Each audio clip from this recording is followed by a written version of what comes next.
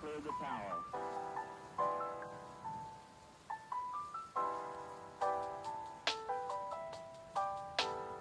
Every 4 computers now have primary control of critical vehicle functions.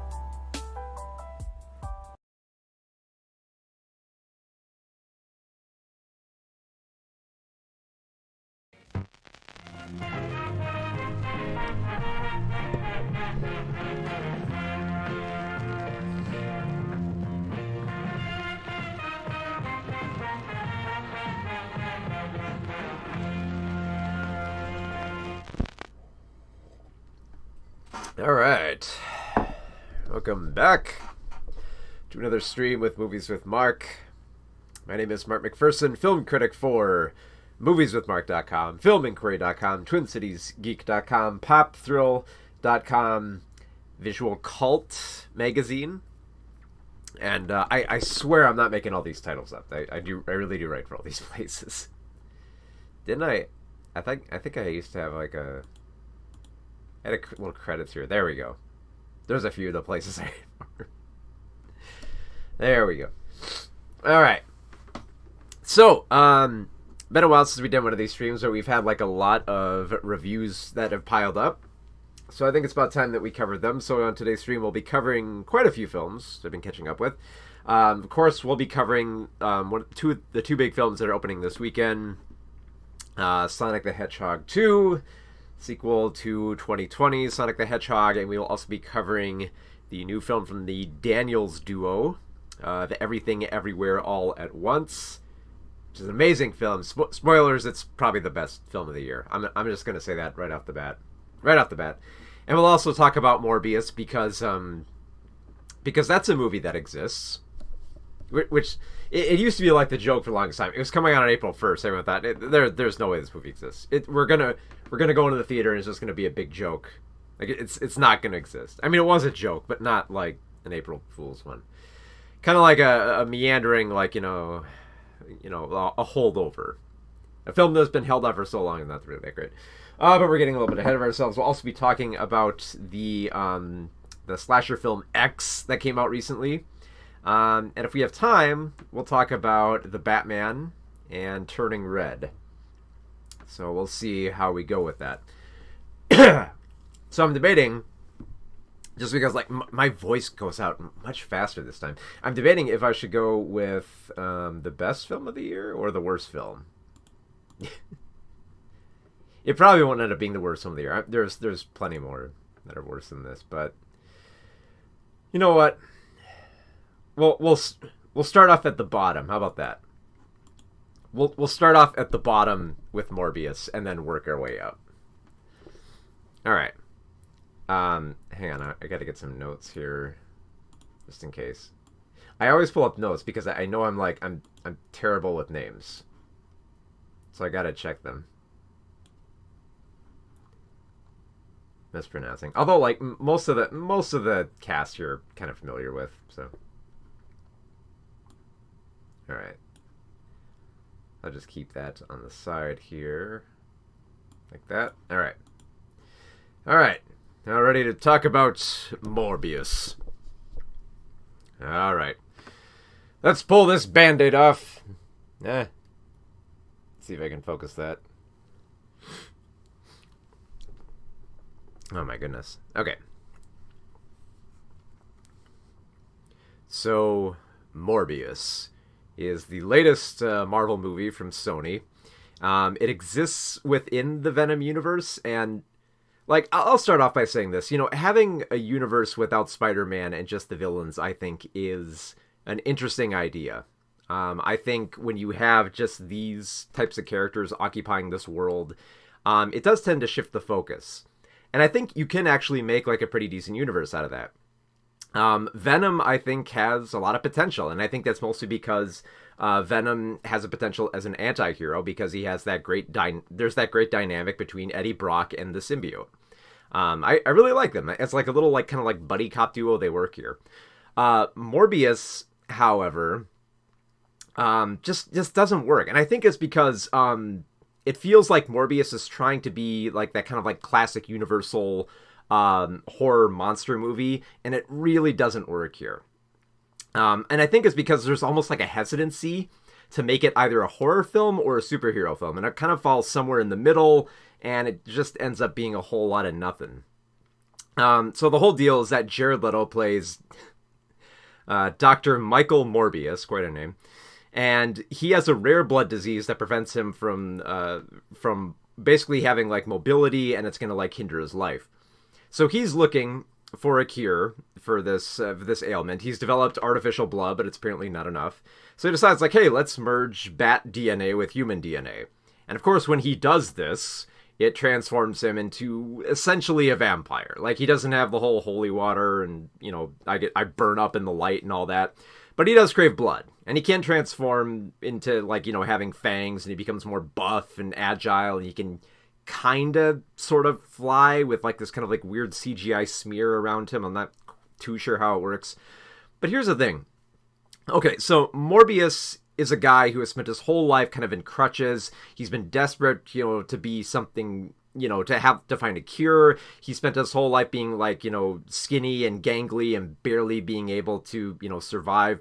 And now he has this cure that turns him into this very buff and agile vampire with all these cool powers. Like, he can climb walls, he can fly, and he's got like these problems with his fangs and eating people and draining their blood. But if you went through that kind of transformation, like, think about this for a minute. If you went through that type of transformation, wouldn't you be excited?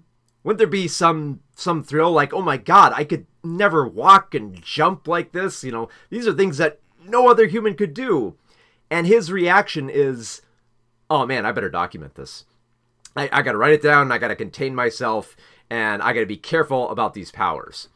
And now, in a sense, that might seem interesting as like, kind of somebody who's becoming a monster, who's kind of like seen monster movies and understands, more of the analytical process. But it's also really boring. It's incredibly boring, and it's mostly because, like, Jared Leto's performance, he just kind of, like, sleepwalks through this film. There's rarely a moment where you're interested in him as a character, where he actually has some charm. I mean, they try. There are a whole bunch of scenes where they try to show some extra level of emotion and humanity in him, and he's dead on the screen. Like, I mean, I could probably make some, like, pun about, vampires and all that, but it's just not that fun to watch. And it's supposed to be, and like, I was hoping then that because like his nemesis in the film is Milo, who is his childhood friend who has the same disease. He's played by Matt Smith, and he basically has the opposite reaction. He gets these powers, and he's like, oh, this is cool. Let's have fun with them. Of course, he goes too far, and he starts killing people, and that's when, they have to have this big showdown. But the thing is, like, Matt Smith can only do so much. Like, and again, it's not that they're not trying.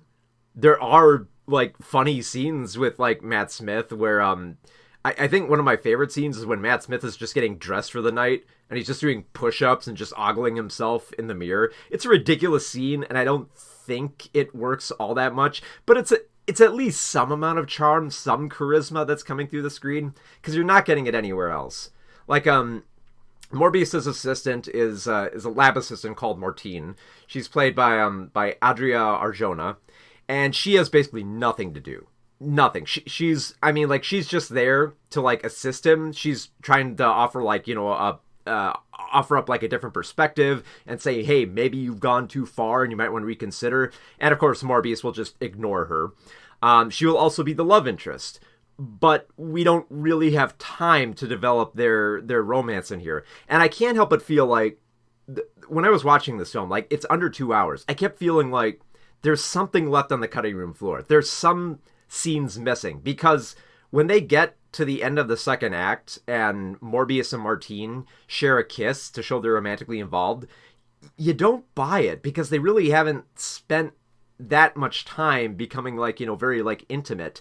Where it's kind of like, oh, okay, this feels more obligatory than it does like a relationship that developed.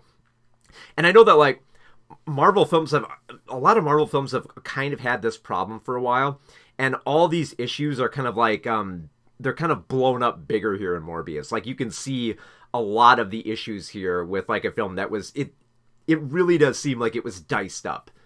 And again, like another character who's kind of wasted here, you have Jared Harris playing a doctor to Milo, and he kind of like looked over Morbius as well. You kind of feel something for him, and like there's a great scene where like he confronts Milo and says like, dude, I understand you've done evil things, but I want to try to help you. And that scene kind of just goes nowhere. It kind of goes the route we expect it to. Matt Smith is going to betray him, and Jared Harris is going to become pathos. We get it. There's not much built on it, though. It feels kind of standard.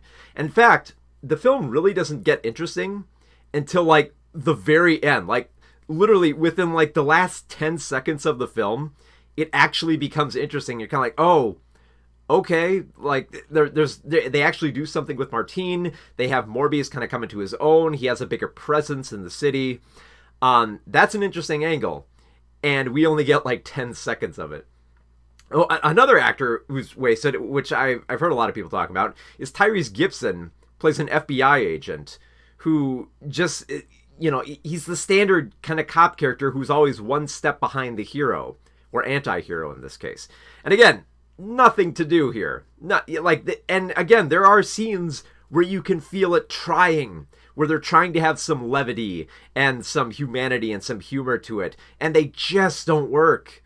Like, the worst one, I think, is the interrogation scene between Tyrese Gibson's character, Simon, and Morbius, where they kind of joke about, like, vampirism, and they discuss, like, how Morbius is accused of a crime, and he's kind of like, I don't know, he kind of gives, like, a shrug, like, okay, maybe I did it, but, I didn't mean to, so can you guys kind of let me off the hook? It's like, there's so much more you could do with these scenes, and it's not happening in this film. And the thing is, like as an anti-hero film, you're kind of hoping it will swing one way or the other. Is it going to make Morbius a full-blown villain, or is it going to turn him into a superhero? And that's a really hard dynamic if you're bouncing between, like, a horror film and a superhero film. Of course, by the third act, it's just, it's given up on becoming a horror. It just becomes the straight-up familiar type of superhero film. You have a lot of like the dusty tropes of this genre now. Like you have a scene where Morbius and Milo are fighting each other, and by this point, when I say they're fighting each other, I mean like they're battling each other across the city. Like they're punching them through walls, they're smacking into buildings, and by that point, they're completely CGI characters, and they'll let you know that they're CGI characters by having that typical slow motion shot, like just before Morbius is about to punch Milo in this fast-paced fight. They'll slow down and go into slow motion before the punch goes in. Similar to what you've seen in films like Bloodshot and Venom and all these other films. Just as like, the shots are there to look cool, but it's also a reminder that you're not really watching two actors on the screen. You're watching a whole bunch of like computer animation, and they're showing it to you. Like, and there's nothing wrong with having like computer animation if you want to accomplish these big scenes. But it helps if you're more engaged with that world, then you can have like a little bit of a sense of believability. Like, yes, I'm not expecting like Jared Leto and Matt Smith to be on wires hanging about fighting each other. That would be cool. But for these fast-paced scenes, I know that's not going to work for them. It doesn't help that they have, like, for some reason, like, their vampire characters have, like, this, like, smear of, like, I guess, like, atoms or something. I'm sure, like, somebody who's read the comics can correct me on that. But it looks bizarre, and it doesn't really work here. It also doesn't help that a lot of their transformation effects, when they start getting the teeth and all that, like, they start phasing in and out of that. But they're very much like computer graphics. And, like, if you do that, like, once or twice, I guess that'd be interesting, depending on how you shoot it. But there's also something lost there where you're watching a monster transformation where you're not seeing all of the character there, and it really hurts the film. Like it feels like it's struggling to be a monster movie, and it can't quite get there because it has to be a superhero film. Also, you know, the mid-credit this has got to be one of the weakest mid-credit sequences. And again, I think a lot of this goes into how it was directed and the performances. Like, you have Jared Leto's Morbius at this point, embracing his powers, and then he realizes this world he occupies is not as small as he thinks, and that there's other villains that he could team up with. And the audience, I think, at that point is meant to get excited because they're like, oh man, there's going to be a Sinister Six movie. And Morbius's reaction is kind of like, oh, okay. Just kind of like a shrug, which kind of feels like Morbius's character through all this. It's like he's just rolling with the punches. Like, he's not amused by anything. He's just, you know, he's deeply engaged in this film that is not the type of film that it's aiming for.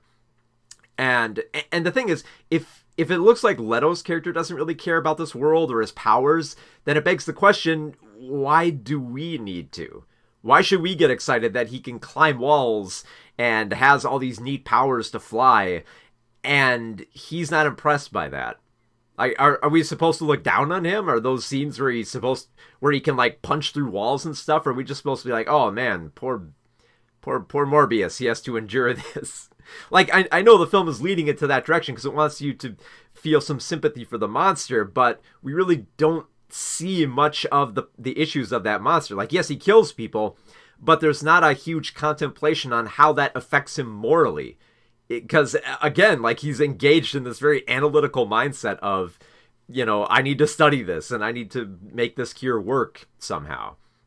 And I can't help but feel that's the way that Sony probably felt while they were making this film. They're just trying to make this type of villain story work, and sadly, it just doesn't. Like, there's nothing. I felt like nothing out of this film. It just like Jared Leto's character at the end of this film, just a shrug for this world. Not much to it. Not much at all. So I don't know if you can tell, but I didn't like Morbius. In case that wasn't clear.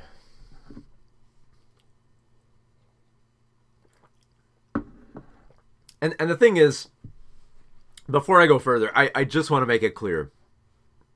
I'm not saying that Sony can't do Marvel movies. They obviously can. I really did like Venom, Let There Be Carnage. Like, even, like, I know a lot of people are lukewarm on that, but you don't even have to defend that. You can just bring up Into the Spider-Verse. Sony's Into the Spider-Verse is one of the best Spider-Man movies ever made. It just is. I don't make the rules. It is. And that's the one superhero film I'm looking forward to more than any other this year. So, yeah. Get ready. Get ready for what's it called? Into the Spider-Verse Part 2. No, wait, Part 1. There's not a Part 2. I mean, yes, it's the second Into the Spider-Verse film, but it's also the first of a two parts. They're really going for the trilogy. I guess that's one way to ensure you're going to have a trilogy, is to name it Part 1. Unless it's a joke, and then you're doing something like, I don't know, History of the World Part 1.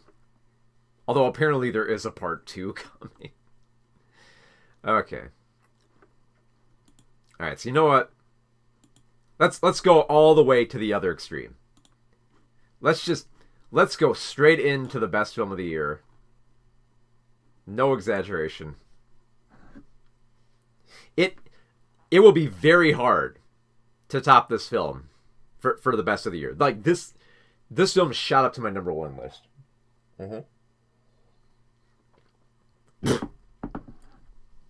All right. I need some water too.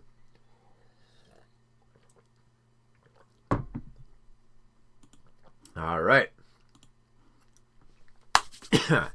Let's get through it. And 3, 2, 1. So, Everything, Everywhere, All at Once. It's quite the title, and I'm sorry, I was going to have like a bigger introduction, but this is my favorite film of the year. I have to get that out of the way right now. This is one of my favorite films of the year thus far, and it's going to be very hard to top. So, how do we even describe this film? People have been describing this as a multiverse film, and it very much is. But I think it's like when you say like multiverse, you think it's just going to be kind of like a comic booky superhero type film, and it definitely does have those kind of like wild sci-fi aspects. But there's so much more to this film than that I feel like just describing it as that doesn't do it justice. So I guess I'll kind of like walk through what I love about this film. So the film takes place in the contemporary day, where you have this character called Evelyn Wang, played by Michelle Yeoh, and basically like her life is crumbling. Like nothing is going right. She owns a laundromat where she struggles to deal with customers. She has a daughter, Joy, played by Stephanie Sue, and she's struggling to connect with her. You know, she can't really, you know, she's struggling to connect with her daughter. They have kind of been at each other's throats. She's in a relationship with another woman, so that kind of Joy is, so kind of like complicates the relationship a little bit, especially with Evelyn's father who's staying with them. Yeah, and of course, Evelyn's father is played by James Hong, who he's in his 90s. He's still rocking it. Oh my god! And on top of all this, she's struggling with her husband, who is now contemplating divorce secretly, and it's kind of like unloaded on her at the worst time, when she's going in for her taxes, which are handled by a character played by Jamie Lee Curtis, who kind of like melts into a different role. And basically, like, nothing is looking good in her life right now. Like, she has issues with taxes, she has issues with her husband, her father, her daughter, her laundromat, the customers. Everything is coming down on her. And you can feel that, you know, because, like, she daydreams a little bit, that she wants an escape. She wants something more to her life, and she kind of gets that when her husband Waymond, who's played by Ki Hugh Kwan, her husband out of nowhere changes. Like her husband, who's usually pretty meek, you know, carries like a fanny pack and has glasses, suddenly takes off the glasses and says, "Hey, I'm your husband from another universe, and we need your help because the whole multiverse is crumbling, and only you can save the day." And it's kind of like, how is this happening? And you know, of course, like she's kind of like Evelyn's as like a fish out of water. She's thrown into this and has to like pick up on a lot of stuff that happens faster. Because once that moment happens, when her husband confronts her and says, "You need to save the multiverse," things get wild really fast. Like, martial arts starts happening, like, her husband starts using the fanny pack as a weapon, and she realizes that she has to save the world from this entity that basically wants to destroy all the multiverse, because she's basically been spread out around it, and finds little meaning in existing if her existence is spread out over all of time. So she basically wants to destroy all of existence. And she does it with a bagel. I don't want to divulge too much of how this works, but essentially there's the weird MacGuffin is that there's a bagel that will destroy all of the world. And if that sounds weird and wild, that's because it is. And that's not even the weirdest part. It gets even wilder. Like, I'm struggling not to spoil too much here, but I will say this. In order to save the world, Evelyn is able to tap into different versions of herself from other realities. Like, the reason that they pursue her is that she seems like the world's last hope, because she's the worst version of Evelyn, which is an insult, but then it's kind of interesting, because if you're the worst version, then how many better versions of yourself can you tap into? And they kind of do that. Now, the way that they do this is they have a little device that they put in their ears that can tap into the abilities of other versions of yourself in other universes if you do something that you would not do in your reality. So, and it's basically, this is basically an excuse to do like the wildest stuff. So like, you can gain like a certain ability if you give yourself a paper cut. You can acquire like special martial arts skills if you say that you love a particular person you had no interest in. Basically any wild and random stuff you can do. And at first it's instructional, saying like, okay, if you want to get to this universe, do this.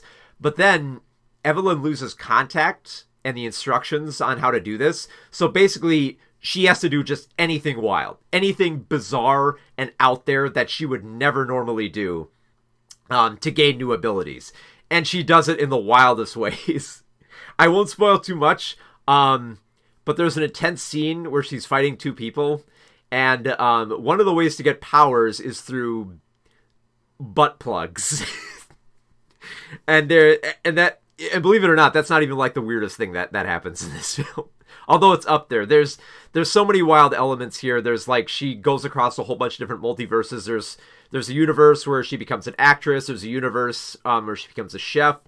And probably the most bizarre universe of all, and some people have seen this in the trailers, there's the universe of hot dog fingers, where Evelyn has a much different life, a much different control of her body, and a much different sexuality, which is just like wild. And it blindsides you, because like as the battle grows more intense between like this mysterious figure, who I won't reveal because I think it's a great reveal, she starts zipping across other universes. So there's an animated universe, of course, because you got to have that.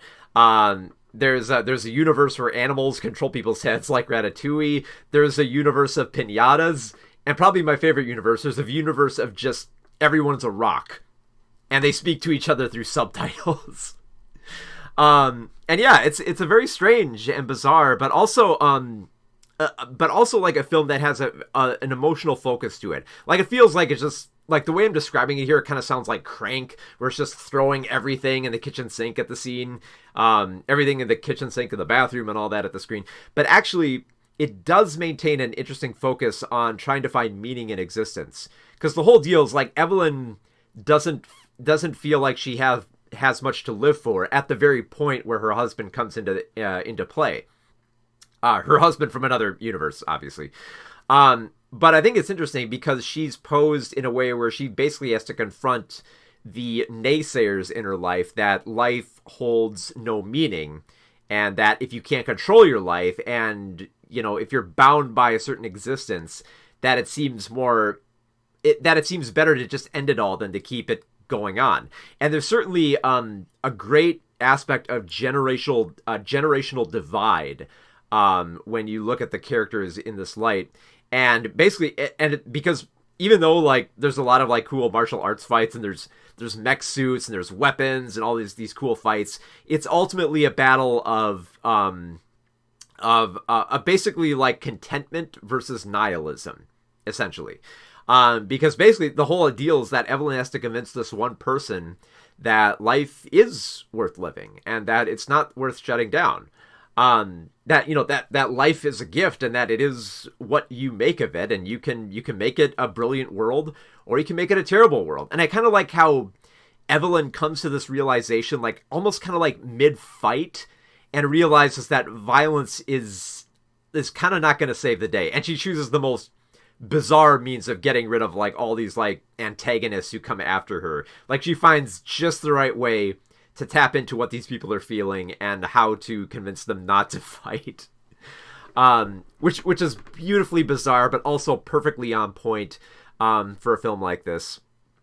It's just like a lot. I think I definitely want to rewatch this film, because I was definitely hearing from a lot of people saying that, you know, some of the elements of this film went over their head just because it's so fast paced.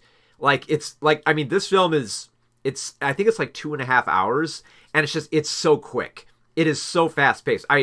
If you see this in the theater, it will, like, time will just pass like so quickly for this, because it taps into like so much weirdness and like kind of like absurd elements, but also gives your brain like a lot to chew on, for this whole like argument of existence, and also presenting a lot of like interesting scenarios where basically like Evelyn is given a choice where you can kill this person who will destroy the entire multiverse, or you can try to find another way and try to reason with this person.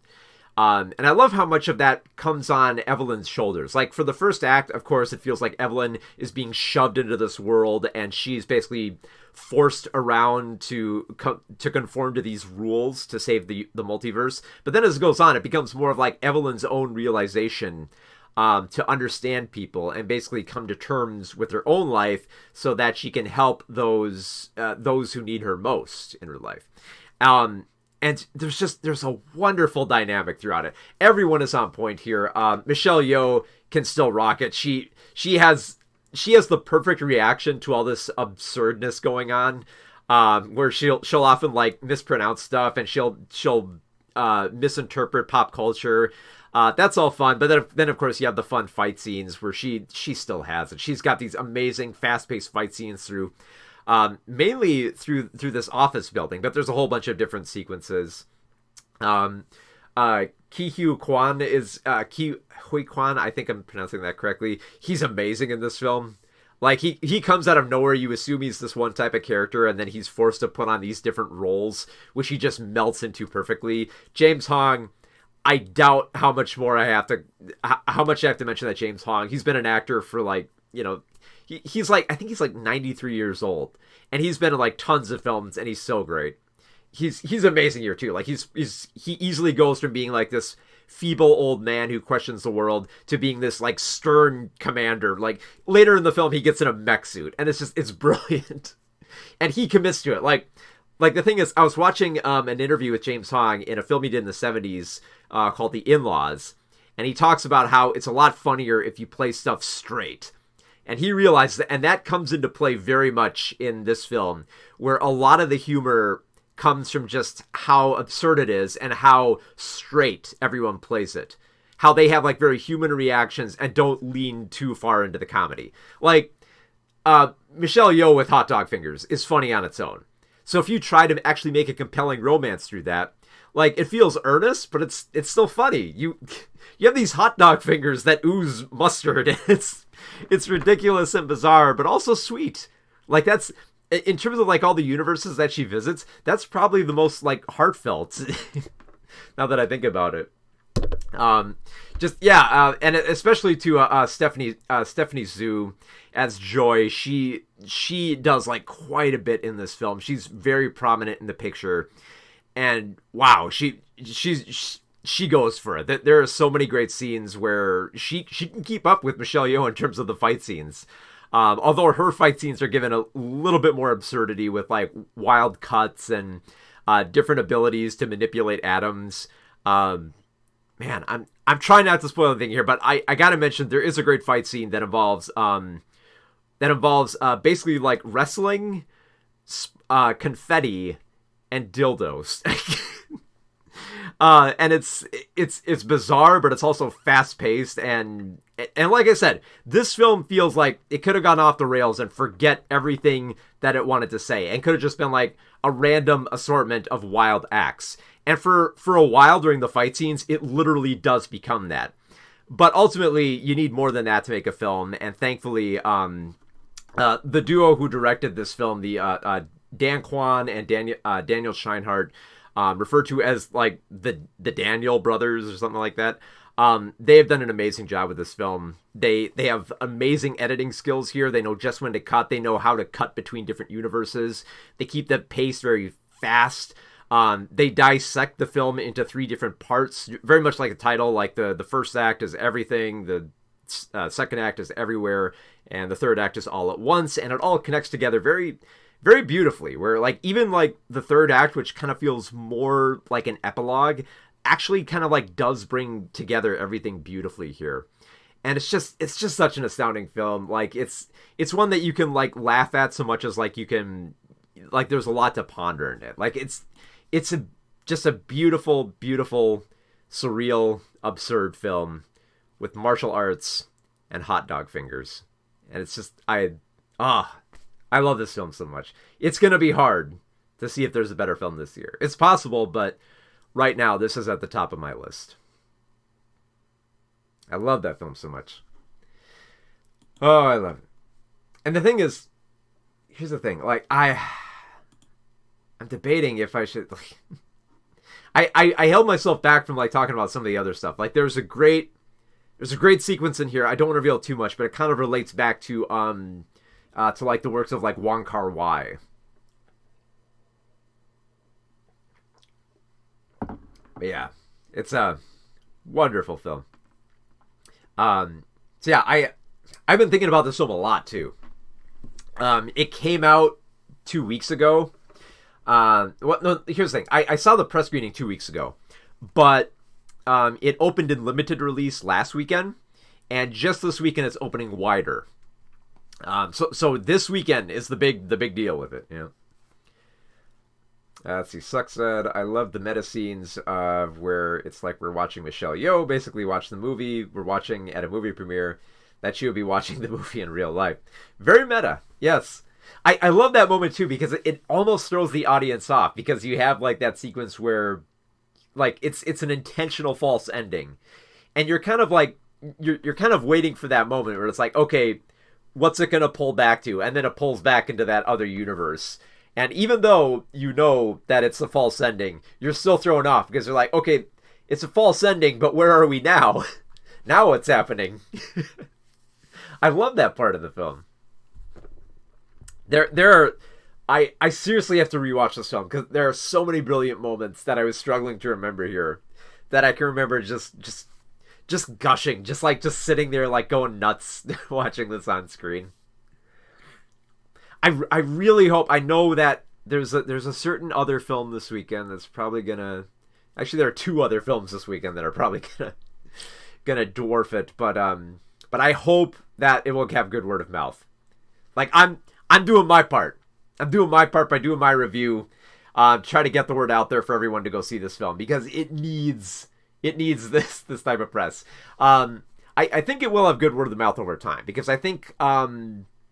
If I remember correctly, the box office last week for like I think it was only like 30 theaters it was in.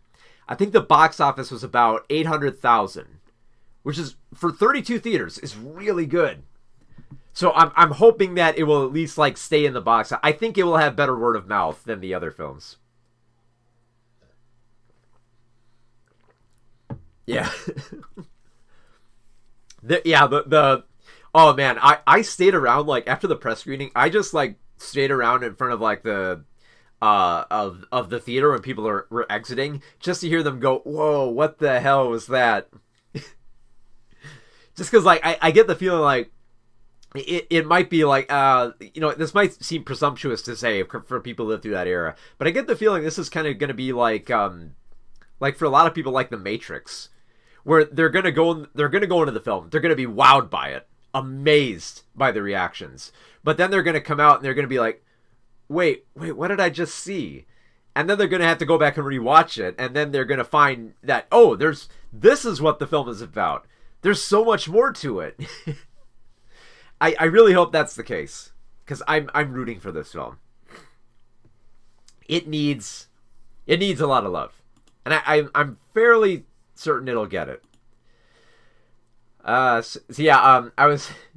was joking in a Discord server saying that hey, this weekend there are two films coming out.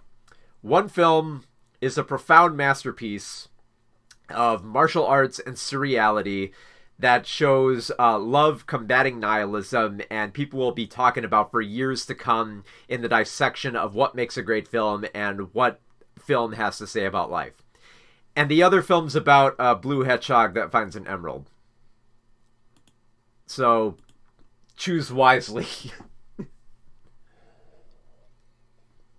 Alright, we gotta talk about this film. Hold on 1 minute here. Shoot, I gotta grab something here.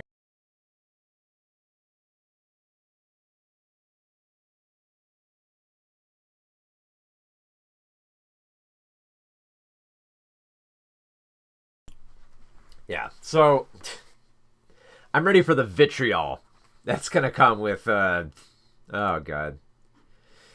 Okay, we're gonna get to this discourse of the Blue Hedgehog movie.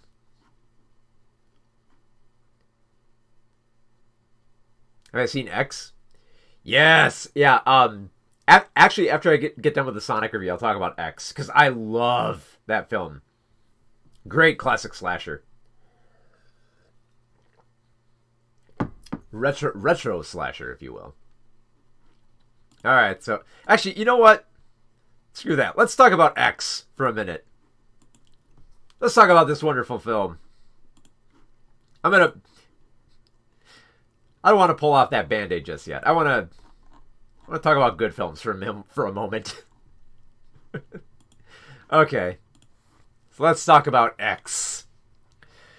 All right, let me get my notes up here just because I mispronounced names. I'm gonna make sure I got it here. Okay, let's talk about X.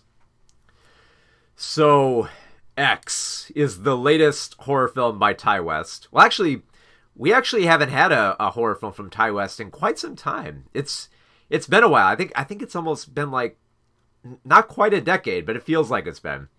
And he returns with this kind of like very retro slasher, and wow, it's this is like everything that you kind of like want out of a horror, out of a slasher film, and it pulls it off so brilliantly. So the premise of X is that it's the late 1970s, and you have basically a strip club is seeking to get into adult filmmaking. They want to expand into making porno films. And their latest production is called, has the wonderful title of The Farmer's Daughter. So they go off to shoot this porno film on an actual farm. They've convinced a couple to let them use their part of their farm. They're going to stay in one of like their little cabins off to the side next to the barn to let them stay there and shoot their porno film. The problem is that their manager, Wayne, played by Martin Henderson, has not told the couple that they're going to shoot a porno film there.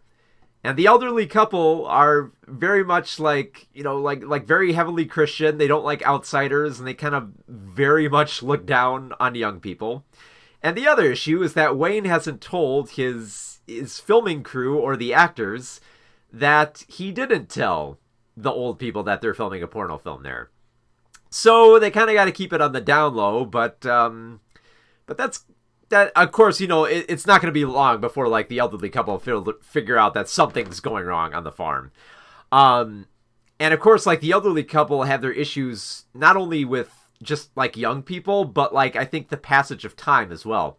Because the old woman, I think her name is, like, Pearl, she's basically, like, you know, she spent her youth just, like, having a lot of fun and is craving, you know, something more. Basically, she wants sex. And the fact that she has all these young people just outside her house who are filming sex acts just kind of like drives her nuts. Like, just, you know, with this very much the sense of like envy, that she eventually, you know, after a lot of like build up and brooding, which is like perfect tension that mounts here, she eventually goes on a killing spree. And the first kill she has is brilliant. The way she kills, like, the first person in front of, like, the truck with the lights on, just stabbing him while, like, the blood goes on the headlights and the lighting changes, while you have, like, the 70s rock and the radio blazing in the background. Oh, just perfect stuff there.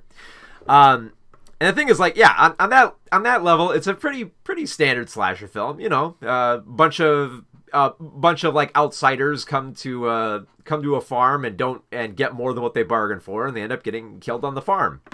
Now, aside from I'm going to go into like the deeper aspects, but before that, I got to mention West's direction here, which is amazing. I love the way he starts off the film by just showing the massacre and basically like giving you basically like a tease of what's to come, and you have like that silent sheriff just walking around there. The sheriff played by James Galen, who just has this amazing presence, just walks onto the scene, just observes everything. I also love how he's kind of like the bookend of this film. Like, you start with him and then the film ends with him, and his reaction is kind of like J.K. Simmons in Burn After Reading, where he basically kind of is like, what did we learn here? I don't know, some messed up stuff happened, didn't it? The good news is, though, like, I think there's more to it than just a bunch of like messed up kills happening, which I will cover. The kills are amazing, they're fantastic, but there's I think a lot of people have picked up on this. The best scene in the film, I think, is the scene where the crew is all sitting around, like, they've completed a day of filming, and they're all sitting around, like, the fire in the cabin. They're all having beers, and the mic operator, who they call, like, Church Mouse, because she's, like, kind of like she's a Christian woman, she asks why Wayne would let his girlfriend act in these films where she has sex with other men. And they talk about how, sex and love are not the same thing. And then Church Mouse is basically, oh, I want to act in the film then, if that's the case. And her boyfriend, who's the camera operator and basically thinks of himself as an auteur director, states that, well, no, you can't be in the film because, and he tries to find an excuse here because he doesn't want her to be in the film, is that you can't be in the film because it would mess up the flow. We've already written the script, and it wouldn't make sense to have another character in here. It would be too subversive. But then Church Mouse argues that, well, no, actually, subversion makes for good films, because remember Psycho? Psycho surprised you. The main character, who you think is the main character, dies, like, very early in the film. And his argument is, well, we're not shooting a horror film here. We're shooting a porno film. And then, of course, that's the moment where you kind of go, like, where you kind of have, like, that Pirates of the Caribbean's moment, where it's like, you best start believing in horror films, because you're in one. And it's that great little meta commentary of, like, well, yeah, like, horror films do have, like, this little bit of subversion to them. And I love that dynamic because, like, for, like, the first half of the film, you have this build-up and this tension where you can sense, like, horror is coming, but it mostly focuses on, like, the sex scenes for that. Like, most of the first half is spent just with all the porno scenes. I also love the very, like, kind of, like, cheeky way they try to find humor in it. Like, at one point, they stop at a gas station and they try to find, like, the most erotic way to shoot their main character filling up with gas. With Kid Cudi in the film, who's basically filling up with gas, trying to make it look sexual. He probably has some of the simpler, but I think the funnier lines in the film. But then, of course, after much tension was brewing, especially, I love the scene where there's a skinny dipping scene and you see an alligator in the water, and the alligator's, like, this close to chomping on her. It's like, oh, okay, perfect tension. We know that alligator is going to munch someone later. But then once you get to the kills, they're all brilliant. You get pitchforks in the eyes, you get people stabbed in the throat, they get their guts slashed out, they get their fingers broken, they get shot in the face, just out of nowhere. Like, they'll just die suddenly. And I love that perfect building of tension where you think a character is going to die here, but no, they let it linger just a little bit longer, when you're on pins and needles saying, when's it going to happen? Like, I think at one point, one of the characters was led into the woods and shot, but you don't know when it's going to happen. And there's a moment like, okay, it's going to happen. It's going to happen. When's it going to happen? And you're just like, oh God, is it going to happen? And then it actually does. Very, very brutal, very gory. Especially, like, I'm trying not to reveal too much here, but the basement scene where she finds the person tied up and they pan down and show the carnage below the belt, and it's just, ooh, very grotesque, very, shameless with, like, like the nudity and the sex.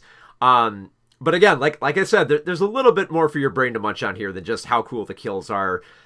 Just because I think the focus on, like, growing older, like, they do focus on that a lot here, and about fearing that your life is over if you don't have your youth, and that your youth might be squandered if you don't, pursue everything that you can with it, I think is an interesting angle. I don't feel like it's explored as much as it can be, but the thing is, there's that post-credit scene where it teases a much different film, which I feel might go more into that. I'm kind of interested to see if Ty West pursues that type of film and what that will end up looking like.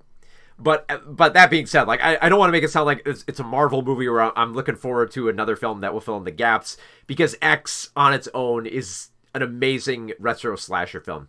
If you're in the mood, like, if the latest if the latest version of Scream has you craving, more classic slasher films instead of these very high-minded horror films about, like, trauma and trying to get over grief with stuff like Midsommar and The Babadook, this is a great throwback, great retro slasher film that still has a little bit of brains, before they spill brains all over the floor with like guts and all that, which it does beautifully. It's a, I guess like the easiest way to describe it is like it's a horror film that can like have its bloody cake and eat it too, and I love it. It's one of my favorite horror films of this year. One of the best. Yes. Had to get to X. How could... Oh, God. I don't know how much longer this film... I think, yeah, this film came out like early March. I don't know how much longer it's going to be in theaters, but if you can, go see it. Because I think, like... I believe it's only like 5 days away from VOD. Coming out fast. So, like, if you're still cautious for going to, like, the theaters, like, I guess you could say wait for it. Because it's going to be on VOD soon enough. I hope a lot of people will check that film out, because it really deserves a lot of love. The commentary of the film I love is where it's the old chasing youth and youth chasing power before they get old, and the idea that the older you get, the more desire becomes important. Yeah, that's... I think especially by, like... I think it kind of loses a little bit of that by the third act, because, like, the other thing...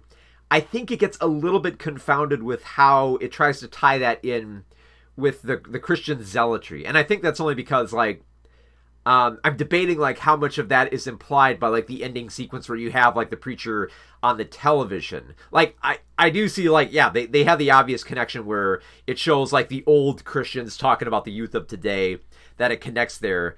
But I feel like there's also, like, an element of, like, zealotry that they're trying to talk about within that scene. That I almost wish carried just a little bit more there, and that's not like a huge like bash on the film. That's just kind of like me like hoping like there's like just a tiny bit more to contemplate in the film, because the film itself is amazing. I don't want to make it seem like the film is off in its messaging or mixed in its messaging. This is kind of like more my personal desires for the film more than anything. Ty West should do a Friday the 13th film. Here's the thing. If Ty West was given complete creative control of Friday the 13th film, yes. Give it to him. The problem is, like, I don't know how much control he would have. I get the feeling he'd have a headache trying to make the film that they want for him to make. But hey, you know, if you give him full creative control, I'd be up for that. But that being said, Ty West making an original slasher film in this day and age is so cool. And also one that'll lead into like a prequel. Yeah. Is it still in theaters? Good. It needs to be in there. Might see it again too. I think it's great, kind of like midnight movie material. Not in the sense that it's campy, but in the sense that it would have a genuine reaction from the crowd, yeah. And wow, was there... especially those sex scenes. Like, oh, man. It's not going to be included in the review, but I didn't mention that. Yeah, like, the first half was like all sex scenes I mentioned. But then there's... I forgot to mention that one sex scene in the second act. Let them find that. That'll be a fun surprise. You know the one I'm talking about. The one in the cabin with the couple. Yeah. I do like the ironic comedy of religious connection to wanting power and belief that... Yeah, it ties in there. I also like how... I do admit though, like, I do like how it doesn't spell it out for the viewer by the end. By having the sheriff say, I don't know what the hell is going on here. It's just a bunch of weird stuff that happened. And if that's the level that you want your horror film, then you can totally watch it. But if you're seeking more just beyond the slashing and killing, then yeah, there's more for you. It can have its cake and eat it too. All right.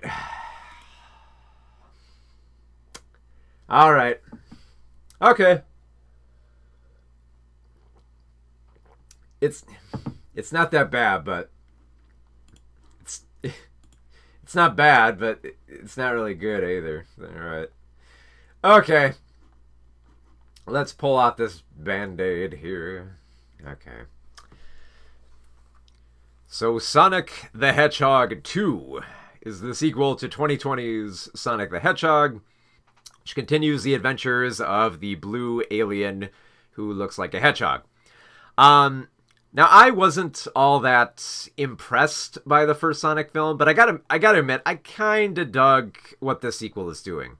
It improves on kind of the some of the issues I had with the first film, which is that I didn't really feel like the dynamic was quite there for the character. I didn't really feel like the plot was all that engaging for Sonic trying to find a way home. But I was really bothered by the product placement as well. The good news is that there's been some improvements with the sequel, which kind of made me feel okay with it more than anything. So Sonic, once again, is voiced by Ben Schwartz, and I kind of dug the focus on Sonic here with the realization that he has to be a better superhero. He thinks of himself as being like, this cool speedster who can save the day, but he ends up causing property damage. So all that damage that happened in the last Sonic movie, where he basically blew up most of San Francisco there with Robotnik. I know that Robotnik blew up a lot of stuff, but he realizes that, property damage isn't going to fly, especially since, you don't have Robotnik anymore. You've got to take some responsibility and you got to grow up. I like that angle because then it actually has like a decent, moral to it. And this lesson has to be learned is refuted by Tom, the human that has taken Sonic, played by James Marsden, who it seems is kind of like shoved to the side more in this film, and it's mostly because he takes like a trip to Hawaii for most of the film. But, and I mean, he does play a little bit more of a role later, but you can definitely feel like the focus here is all on Sonic and the other alien creatures here. So the other alien creatures, you have Tails, who shows up, voiced by Colin O'Shaughnessy. And Tails is basically the eager fan. Tails shows up to say, hey, Sonic, there's a Chaos Emerald on Earth, and it has ultimate power, and you don't want it to fall into the wrong hands, so I want to go with you on this adventure. I found it kind of odd, though, that that Tails has apparently been spying on Sonic, and thinks of Sonic as, like, just loves everything about Sonic. It's basically an excuse so that Tails knows everything about Sonic, so that when he can show up, he can say, oh, classic Sonic. Tails, I didn't really find that interesting as a character. I think Tails is more interesting as both the cute mascot and to act as a vessel for Sonic to show some responsibility. Because they really do shift the focus here to say that, Sonic has to take responsibility for other people's lives. Well, okay, so here's Tails. Here's someone who idolizes you, and you gotta, live up to your name and be a better influence, obviously. The other alien creature we have is, of course, Knuckles, the red echidna, voiced by Idris Elba. Knuckles is bound by revenge because apparently on Sonic's home world, his people were at war with Sonic, and his father died in an encounter with the owl tribe, I guess. Sonic's owl mother shows up in a hologram to deliver exposition and become another herald. So basically, the Jor-El of these Sonic films. Although I found it odd that, I guess, the Obi-Wan, in the last film, we barely saw any of Sonic's owl mother, and she's referred to as, the Obi-Wan Kenobi, and I mentioned that, good thing Sonic told us that, because she's on screen for, a minute? So, we'll take Sonic's word for it here. She kind of feels more like Jor-El, though. She shows up, and she gives you the exposition on what to do for this film. But when Knuckles shows up, Knuckles is the funniest character by far. And I think what makes him work so well is that he is the fish out of water here. When Sonic showed up on Earth, he took to it pretty quick and understood. I don't know specifically how long Sonic has. I'm sure it was mentioned briefly, but Sonic has basically become accustomed to Earth. Tails has apparently studied Earth as well and can translate all these languages, so he's up to date on everything. Knuckles is more interesting because he's the fish out of water alien here, who basically gets in a lot of funny lines with misinterpreting stuff direct messaging and ice cream and desserts and stuff like that. All these funny little bits with him. And again, it helps that Idris Elba plays this role straight. He's not trying for laughs here as much as, just playing the fish out of water, the straight man who misinterprets everything. And he's also a bit of the semi-reluctant villain who, of course, he's bound by revenge, and of course he meets Sonic, and then realizes Sonic takes responsibility, and then they team up, and they fight Dr. Robotnik in the end. So yes, Dr. Robotnik is back again, played by Jim Carrey, and Jim Carrey is hamming it up again. Of course, he's bringing all the energy he has to this film, and I think that's probably the best thing I would say about this film is that everyone is giving all the energy they have here. Jim Carrey, of course, doesn't slack here. He gets all like the most wittiest zingers that he can throw at the screen. Although I was kind of hoping that there'd be a little bit more commentary from him, because the thing is, like, he'll make all these pop culture references. Like when he encounters like some other aliens, he makes references to The Day After Tomorrow. But then once you get to the third act of the film, which basically turns into your standard adventure film, like at one point to get to the Chaos Emerald, they have to navigate a maze of death traps.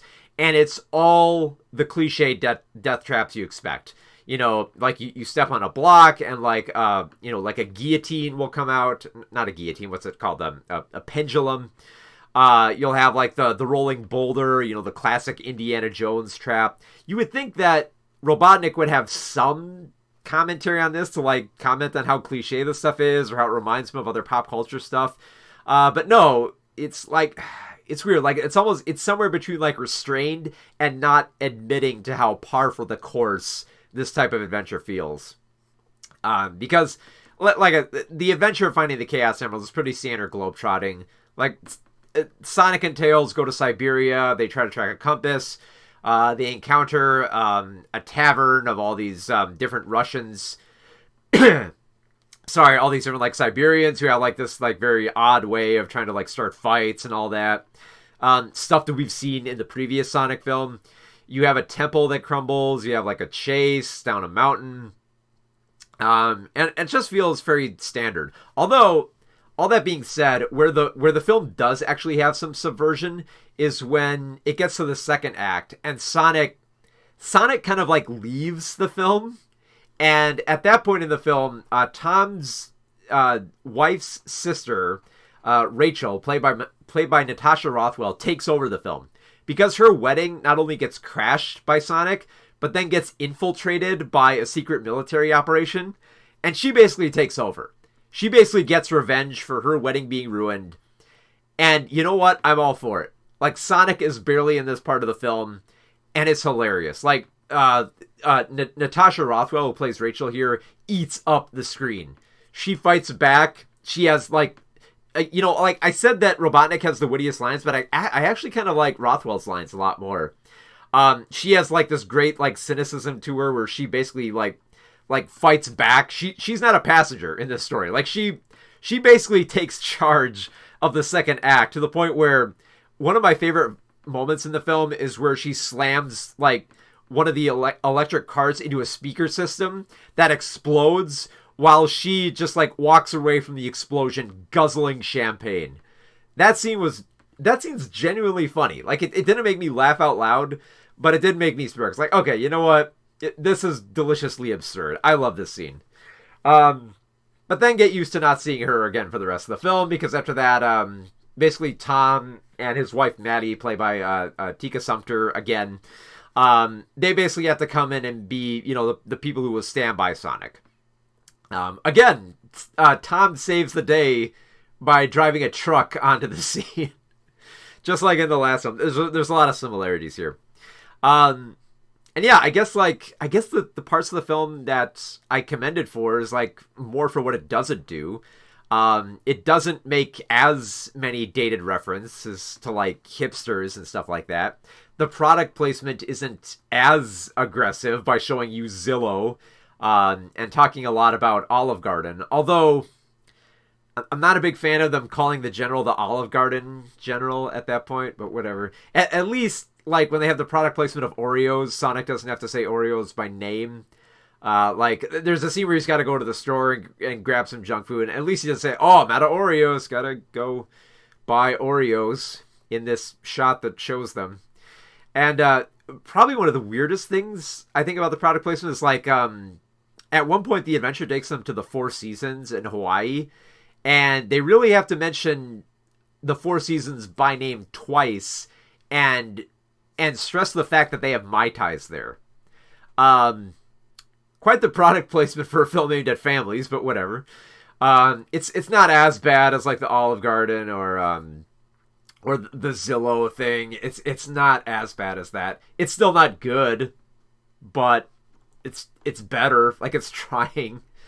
So yeah, I think the film, at least, like, it feels more like an adventure film than it did the fish out of water tale that the first film wanted to be, but didn't quite muster because Sonic's already used to Earth, so the fish out of water angle isn't really interesting. Because then you're just watching a character just run around making pop culture references, and basically, like, it felt like the only thing that was fish out of water in that film was like Sonic couldn't read maps, which is odd because he's literally looking at a map for like the different worlds for like his ring, but apparently he doesn't know where San Francisco is.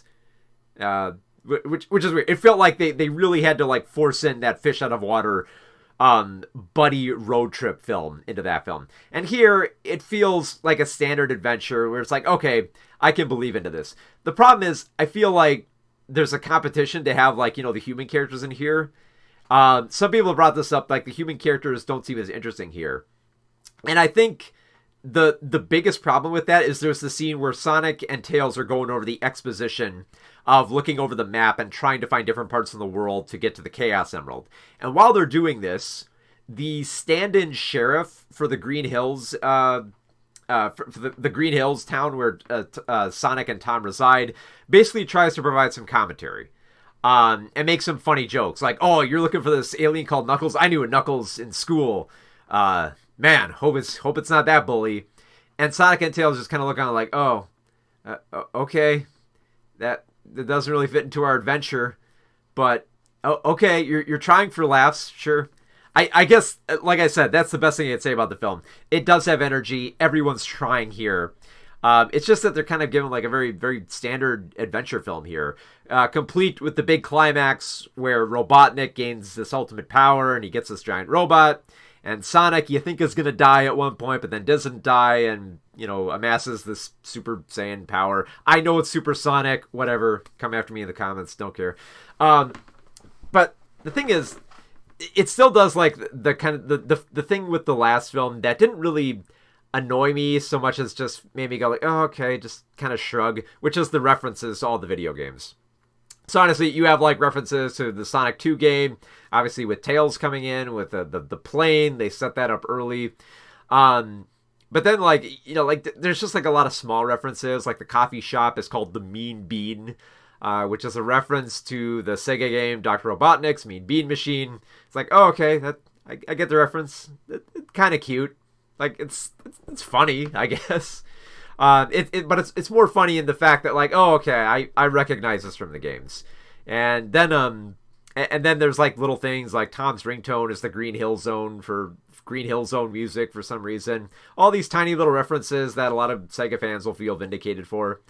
And just for like full disclosure here, you know, I grew up with the Sega Genesis. I was all about Sonic. I recognize the references to all the games.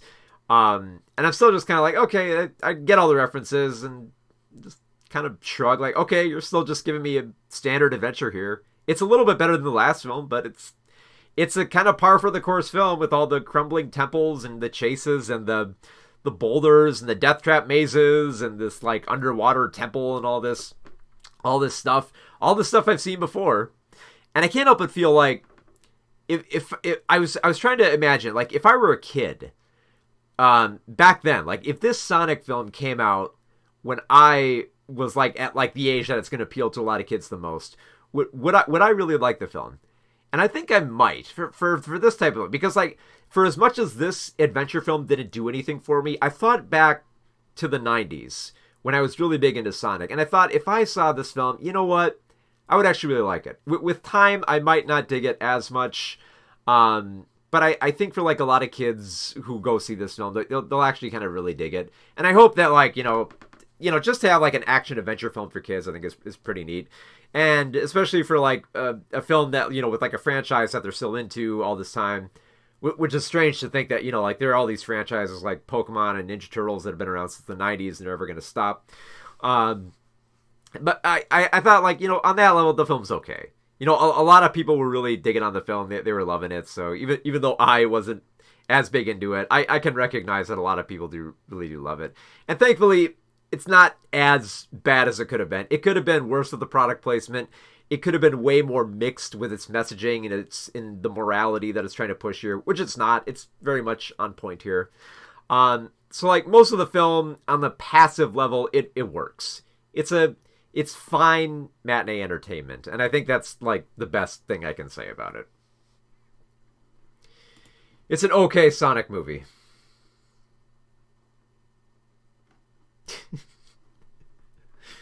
the sex scene in X, yes. Just like a lot of people probably come with like, oh wait, there's a sex scene in Sonic? Oh man. The scene when Sonic and Knuckles no, we're not going there. I know a certain audience wants us to go there. We're not going there. Please go see X.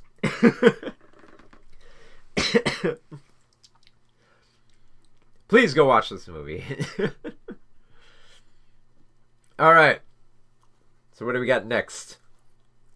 Do I have any other films next on here?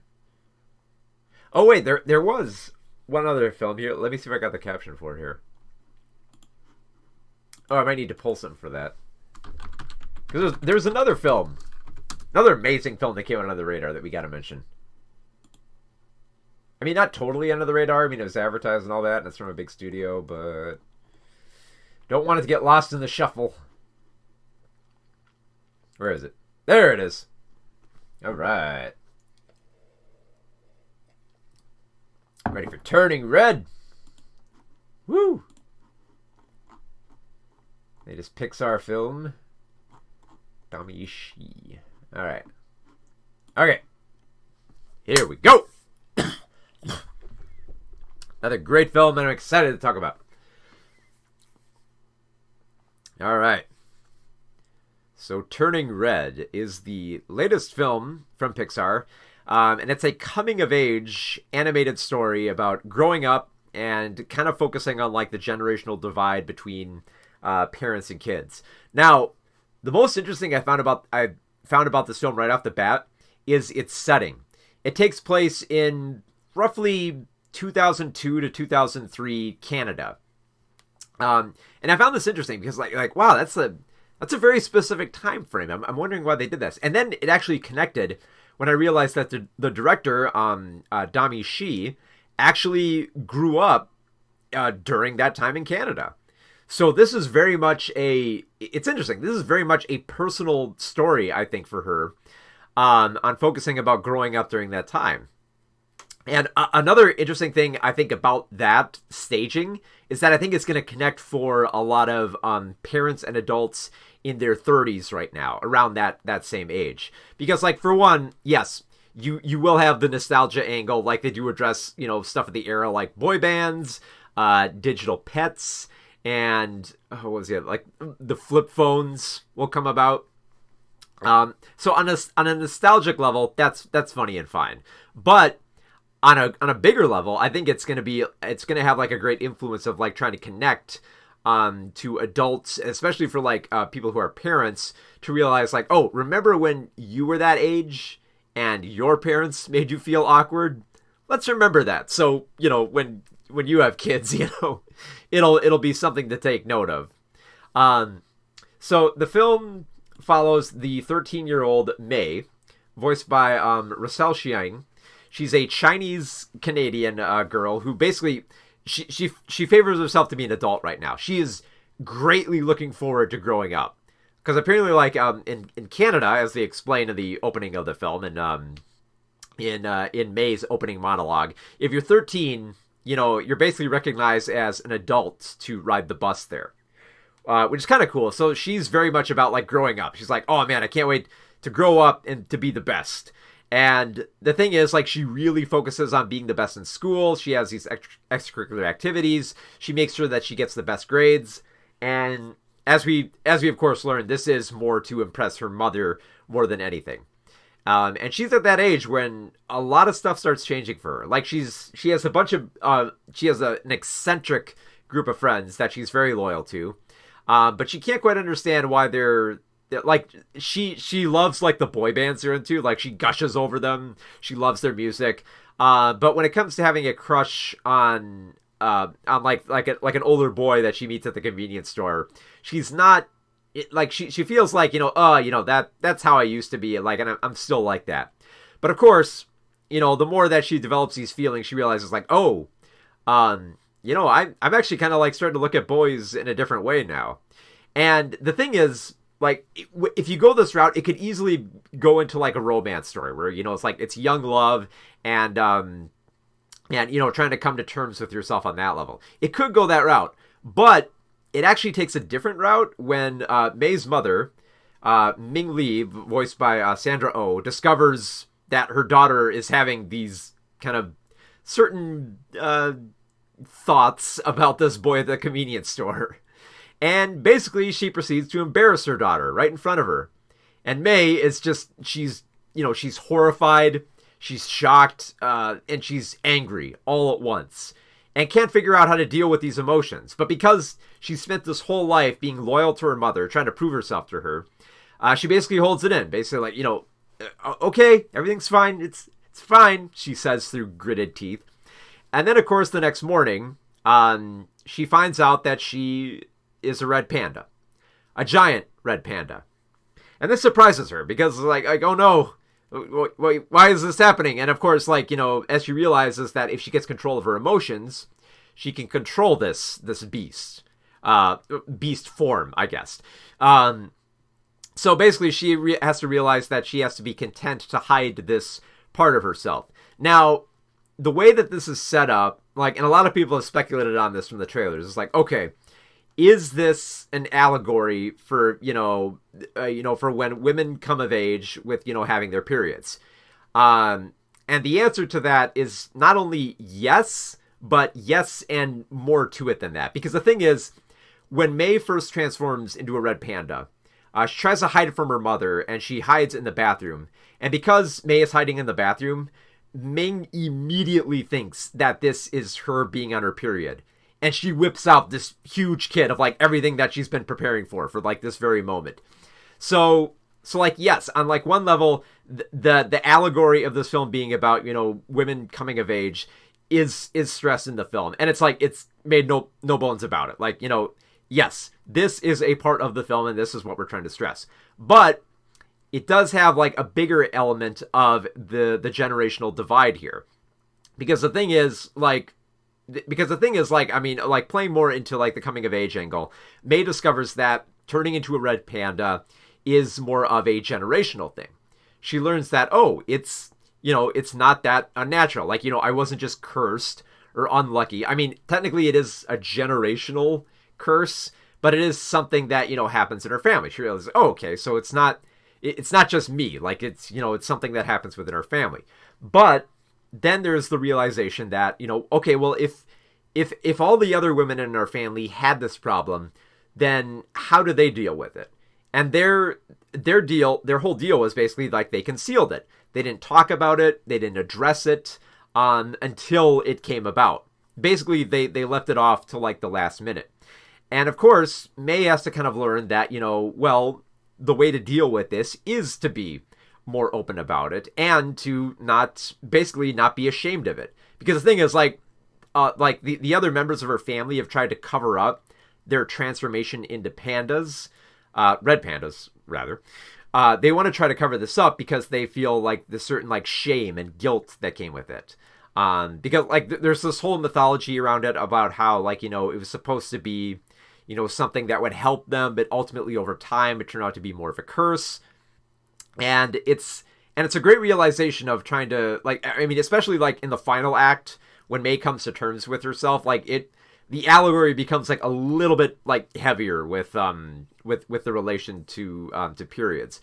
But I do like how it becomes a little bit more than just like, being content with yourself. Like there's also this manner of, adults not understanding parents, which is kind of very much, it becomes very present in the climax of the film, where Ming is basically ruining May's life, saying like, you have to conform to all my traditional ways, and May basically has to fight back against this to quell the monster within her mother.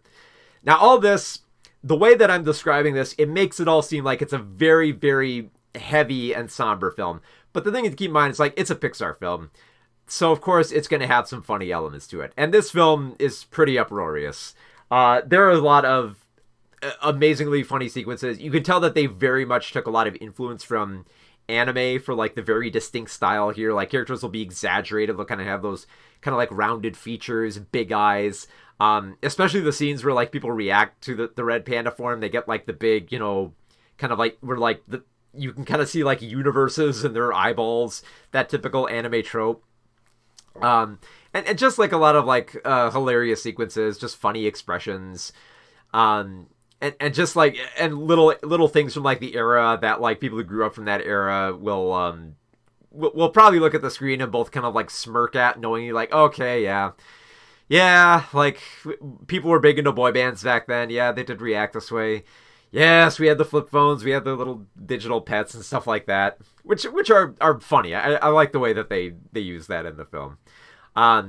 And just, like, all the, I love, like, all the, like, the little details and the backgrounds, that all look beautiful. Especially, like May's home of, like, this temple where they do all these, like, tours and try to, like, dress up as red pandas and talk all about, the Chinese culture. There's all these little, all the details in it are just, like, astounding, especially when they exaggerate the characters. They'll blow up their mouths or make their eyes transform and stuff like that.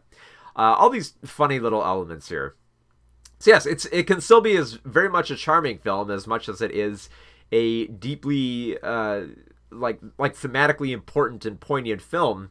The same way that Pixar's best films have been. When you think of, like, Pixar's best films, I think of stuff like Inside Out, which was a funny adventure film, but also has a lot of somber and very heavy and important moments that focus on, coming to terms with yourself. And that's very much the case with Turning Red as well. That's why I easily think that this is going to be up there as, like, with some of, like, the best Pixar films, just for what it taps into, what it's not afraid to tap into, and perhaps being the more relatable, for being very much like a contemporary film. Like, it always feels like certain animated films, they want to try to, like, veer away from a reflection of the world by kind of, like, veering off into, like, different eras and different time frames and stuff like that. I'm only thinking of stuff with Luca and Raya and the Last Dragon. And here's a film that, like, even though, yes, it is set in kind of in the past of 2003, but it does carry, like, something more relatable, that a lot of adults can resonate with here. So yeah, I loved all the performances here. I gotta mention, like, there's a very brief role by James Hong, but I think James Hong kills it here. He's like a local elder who's kind of up on the lore. Without giving too much away, the way to quell the red panda inside May is basically with kind of, like, music. And it can be, like, any music. So, of course, like, the boy bands will play a role in the big climax here. But I love the fact that James Hong says, like, well, everyone sings, traditional Chinese songs. But I like singing Burt Bacharach. And he just delivers it so perfectly. Like I said, I've said this with, like, the film Everything Everywhere All at Once. But James Hong, master of just, like, straight-faced comedy. Just knows how to dole it out just perfectly. And yeah, just the performances all around were great. Especially the kids. What was it? Like Miriam, who's like a Jewish Canadian tomboy. She has this with braces. She delivers a great performance by Ava Morse. Let's get Priya Mongol, the Indo-Canadian who basically has, like, this deadpan delivery to everything, which is perfect. It's a great counterbalance to, like, everyone else feels very manic and stressing everything, and she just kind of, like, shows up with, like, glazed eyes and the perfect dry deadpan delivery. And then with, like, the most energy is Abby Park, a Korean Canadian who is eccentric and just angry and has energy about everything. She's, I guess the right word is passionate. She's passionate about everything. So having that great dynamic, kind of like, because it feels like, I guess, like, Miriam is kind of like a little bit more of, like, the brains here. She's like the most content of all like the characters here. So I love that dynamic between the four of them, and I love how their friendship plays like the biggest role in the film of trying to like let May feel comfortable with herself and feel like, you know, she has more control of her life, which is brilliant.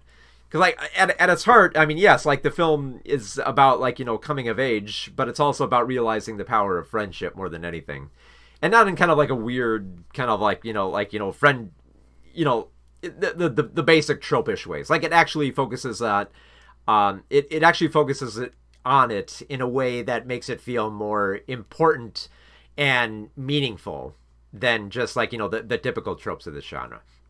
Bottom line, though, there's a lot that could be said about the film, but it's just like it's a very fun and groundbreaking and very stylized Pixar film that is very much going to be at the top of the list for a lot of people's best Pixar films, and it very much deserves to be up there. These are the types of films that Pixar should be making.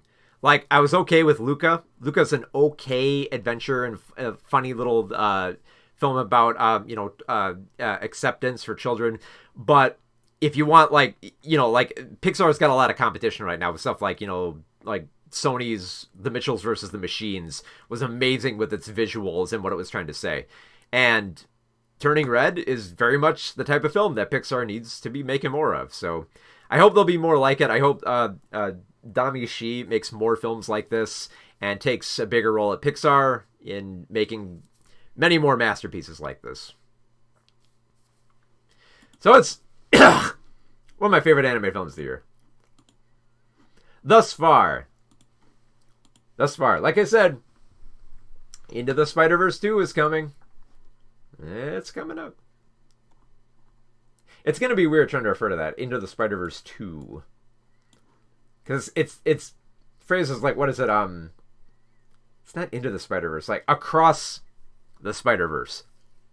And I think it's, what is it? Like, Across the Spider-Verse Part 1, yeah. I have no idea when Part 2 is. Like the whole Part 1 thing was something that they put in the trailer at the last minute to generate the buzz, you know? Oh, my goodness. Well, I think I covered just about... Oh, no. Oh, goodness. I completely forgot about one last big film. I thought Luca had a great, touching vibe, despite it not having too much to say, but Turning Red was great. Yeah, like I said, I liked Luca. I know a lot of people like to dog on Luca because it's not up to Pixar's usual higher standards that they can aspire to, but it's all right.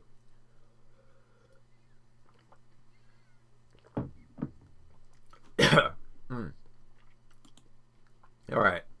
I don't know. I don't know if I could do this one. I could try. Because this one got away from me, but... okay. This will be the last one. We'll try to knock this one out. Because I actually got a little bit to say on this one. Alright. And I know how late this one is. I know how late this one is. Morbius! Speaking of bats...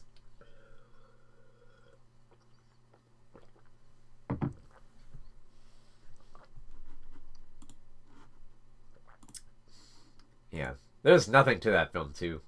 Morbius, more like less be it. No, that's terrible. Cut that part out. I don't want that thing. Oh, my goodness. No, I actually did like the Batman. Damn it, that's a spoiler. All right. I should probably get into this before I lose my voice. All right. So, Matt Reeves, the Batman. Now, I was very much looking forward to Matt Reeves doing a Batman film. Matt Reeves, you might know, did the kind of like, what do you want to call it, like the reboot of Planet of the Apes, and made some of the best Planet of the Apes films in the 2010s. Oh my goodness, those films were just amazing. So I thought, you know what? If he could take a silly concept like Planet of the Apes and make you actually care about it and be interested in what that film has to say, he could do that for Batman as well. like Batman is like the thing is like Batman almost feels like an uphill battle. Like you got to convince people to be invested and interested in a film where someone dresses up like a bat and solves murders with costumed villains. And he does it here because he very much delivers, I think, the Batman film that a lot of people want right now out of this character, which is a detective story. And this does feel very much like a detective story. And for how much it might be worth, I'm not sure, how many people have dig this aspect. But this feels the most like a detective film more than any other Batman film. Like, I think the bar for that was kind of like Christopher Nolan's The Dark Knight. That did a great job setting up Batman as a detective. I feel like this film does a lot more, though, to stress how Batman is a detective. And I also think show a better brooding sense of him.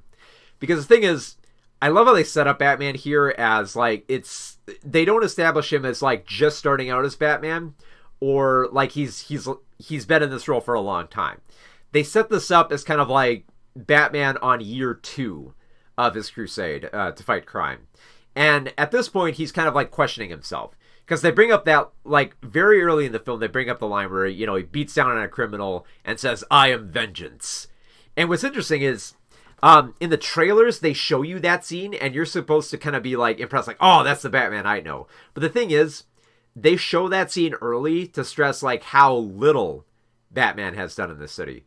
Because he beats up on these criminals who are harassing this victim.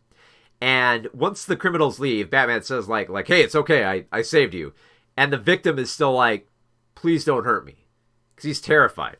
Because, like, the thing is, at that point, Batman starts questioning himself. And, of course, Batman, played by Robert Pattinson here, who I think does an amazing job for this type of character. Like, this is a character you can kind of sleepwalk through, but I think Pattinson does this so well, mostly because, like, this is a character you want to remain an enigma, but you also want him to kind of have some emotion and depth to him. And I feel like a lot of that comes across even when he's got, like, the big cape and cowl on. Like, it used to be, like, a saying with Batman, like, the only requirements for playing Batman is that you gotta have a jaw.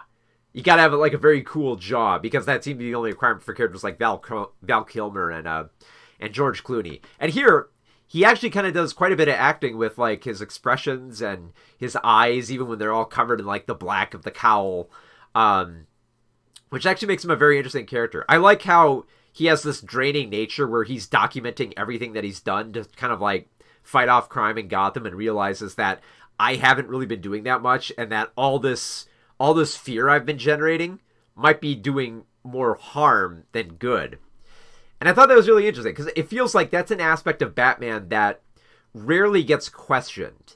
And that's, like, to skip ahead a little bit here, this is the aspect I love about Matt Reeves' The Batman more than any other live-action Batman film, is that it focuses more on Batman and Bruce Wayne as a character. Because, like, the gold standard for me of a Batman film was Mask of the Phantasm. And the reason that, like, this was, like, the animated film from, like, 1993. And the reason that I think that film works so much is because you focus a lot more on Bruce Wayne and his history. And what I loved about that is, like, there's probably the best scene in that film is when Bruce Wayne goes to the grave of his parents and basically argues with them about not wanting to become a vigilante and not wanting to focus on crime because it feels like he's done enough. And the reason that he's arguing for this is because he feels like he's found a romance in his life and that he didn't count on being happy as part of, like, his growing up and trying to make Gotham City a better place. So there's very much a heavy focus on Bruce Wayne in that film.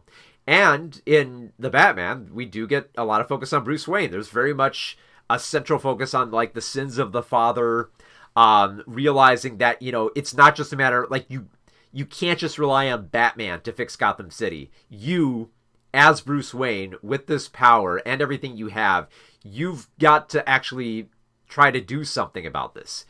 And I love how that, like, there isn't, like, really an easy answer given to that, because there's basically, like, a heavy level of corruption that's been going on for years before Bruce has even, entered the picture in this.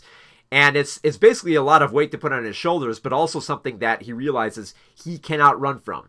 He's got to address the problems with his father. His father was not golden. He had some dirty dealings with the mob, and he didn't answer for a lot of problems that happened within Gotham City.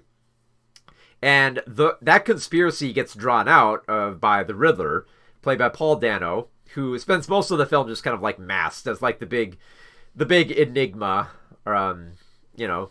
And the Riddler basically leaves cryptic clues while he's killing off these prominent politicians and law enforcement who are involved with the mafia and have had these dirty dealings. And I found it interesting how the Riddler kind of strings Batman along for these crimes by addressing his riddles and his clues specifically to Batman. So basically, essentially, like, without, I mean, this is kind of going to be a spoiler, but basically, the Riddler is kind of like goading Batman into becoming his vessel for revenge, to kind of like draw out all the terrible people and to unearth it and to do something about it. And if he doesn't do anything about it, then he'll basically try to find his own way to kind of like make Gotham pay. As much as I like that aspect, I kind of don't like how in the third act, it eventually boils down to the Riddler being too much of a bit of a simplistic villain. Because, like, his whole big deal is he's going to blow up, like, the dams, like, around Gotham and flood it. So basically, yes, he's gonna cause terrorism in Gotham, just like Bane in The Dark Knight Rises, just like Joker in The Dark Knight, just like Ra's al Ghul in Batman Begins. So the same thing that every Batman villain does. They all want to blow up bombs and blow up Gotham City. And this is why I still kind of like Mask of the Phantasm more, because Mask of the Phantasm is not about blowing up Gotham City. It's just one person trying to get revenge on mobsters.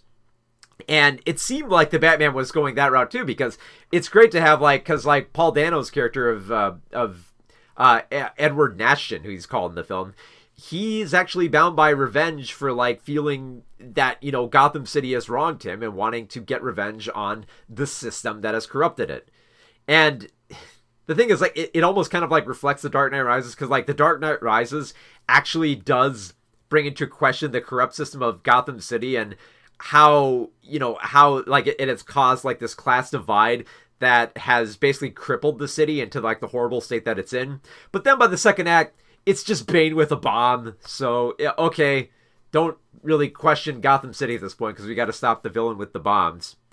The good news is that I think, for as much as, like, they don't, like, explore the villain that much on that angle, like, they do explore a little bit of the whole, like, you know, online dark web incel people who would gravitate towards this type of plot and staging against a corrupt system.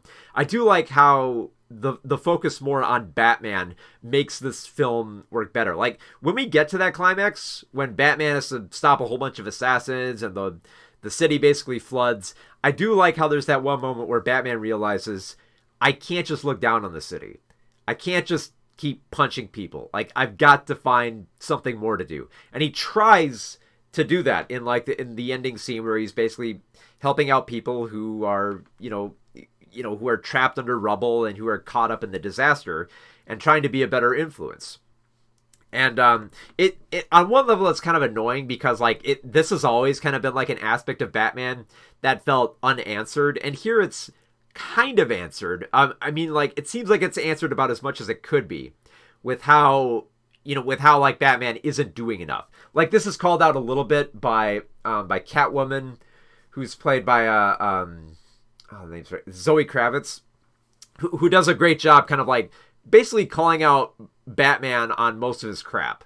Basically realized, like, look, you have all this power, and these people have all this power, and this is not something you're going to get around just because, like, there's a masked villain out there running around with the bomb.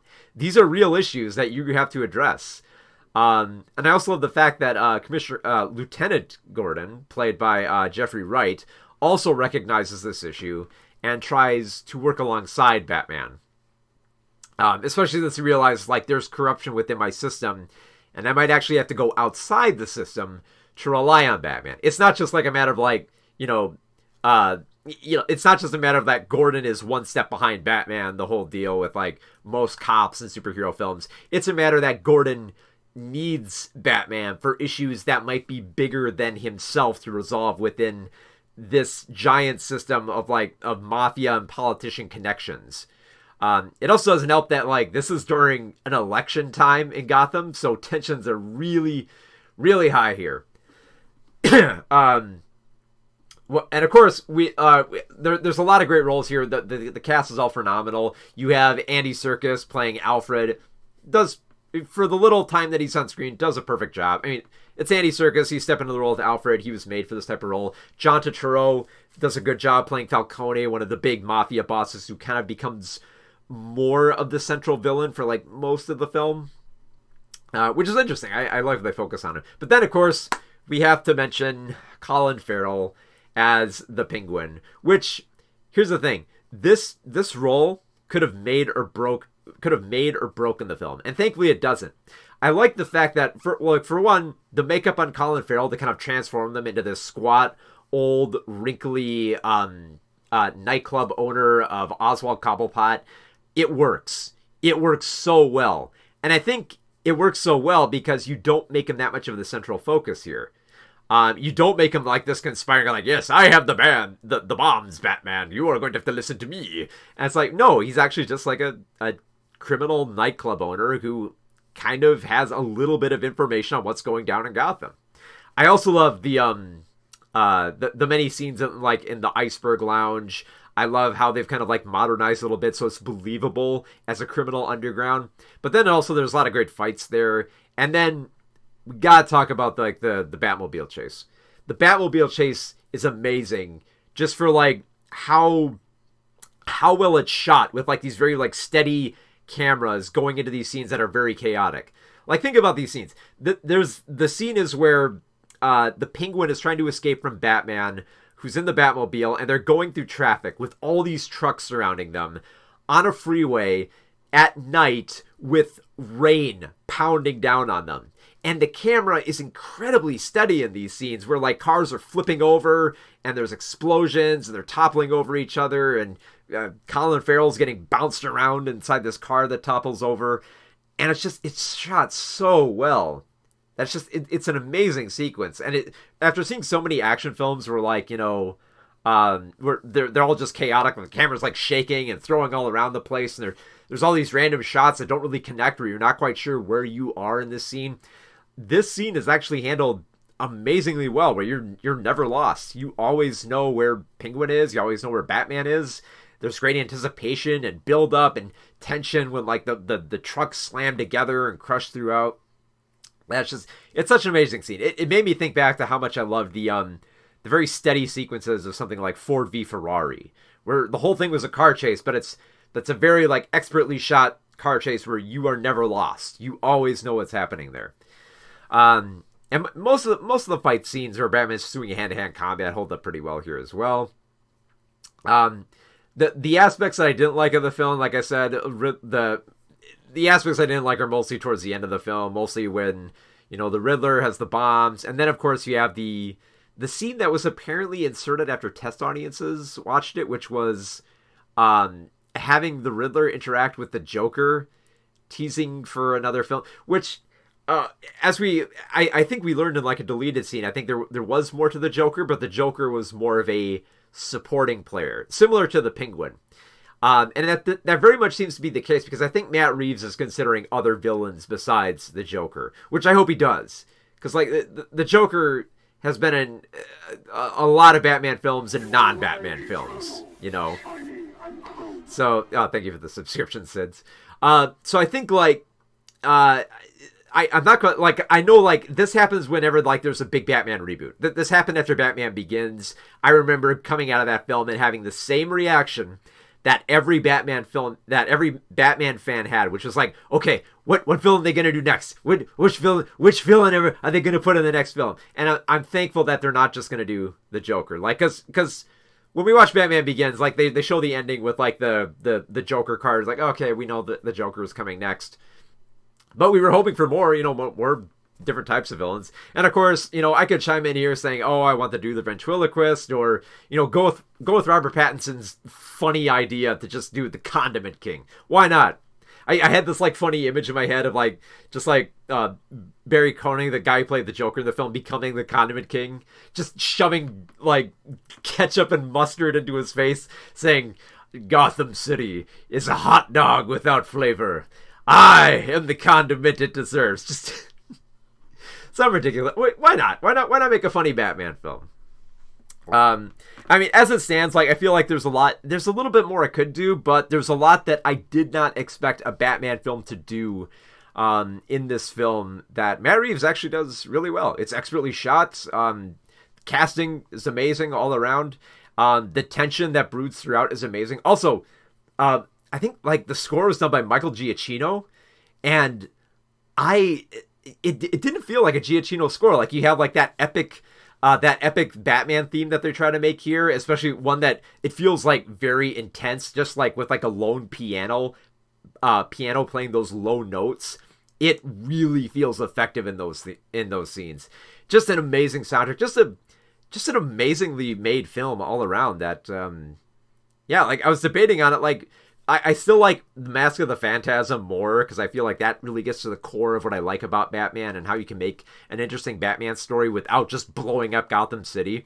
But in terms of live action Batman films, I think Matt Reeves' The Batman is my favorite. I think it is. What you gonna do? Come at me. I actually like blowing up Gotham as on the typical current superhero third act, how Batman learns from that type of third act. I think that was a dig at the typical. It did, but at the same time, it's like it's still a villain trying to blow it up. Like, at least, like, yeah, Batman realizes he has to do more than just stop the bombs, which he doesn't. And I do like, yeah, the fact that he doesn't stop the bombs, and that, you know, okay, so you don't stop the bombs. You've got a problem on your hands. You got to deal with it, you know.